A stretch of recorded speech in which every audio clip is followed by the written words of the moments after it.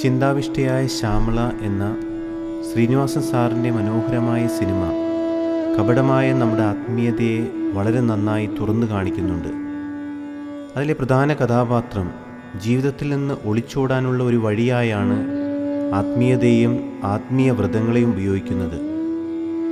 ഇന്നത്തെ സുവിശേഷത്തിലേക്ക് പ്രവേശിക്കുമ്പോൾ അവിടെ ഒരു ഉപവാസത്തെക്കുറിച്ചുള്ള തർക്കം കാണാം. ഉപവാസവും മതാചാരങ്ങളും യഥാർത്ഥത്തിൽ എന്തിനു വേണ്ടിയാണെന്ന് ക്രിസ്തുനാഥൻ വെളിപ്പെടുത്തി കൊടുക്കുന്നുണ്ട്. ദൈവിക നന്മകളും സുഹൃതങ്ങളും നമ്മിൽ നിന്ന് അകന്നു പോകുന്നു എന്ന തിരിച്ചറിവ് നമുക്കുണ്ടാകുമ്പോൾ ദൈവസന്നിധിയിലേക്ക് കൂടുതൽ അടുക്കുവാനും ജീവിത ഉത്തരവാദിത്തങ്ങളിലേക്ക് കൂടുതൽ തീഷ്ണതയോടെ തിരിച്ചു വരുവാനും വേണ്ടിയാണ് ഉപവാസം അനുഷ്ഠിക്കേണ്ടതെന്ന് ക്രിസ്തുനാഥൻ ഒരു മണവാളൻ്റെ കഥ പറഞ്ഞ് പഠിപ്പിക്കുന്നുണ്ട്. അവിടുന്ന് പറയുന്നു, മണവാളൻ അവരിൽ നിന്ന് അകറ്റപ്പെടുന്ന ദിവസങ്ങൾ വരും, അപ്പോൾ അവർ ഉപവസിക്കും.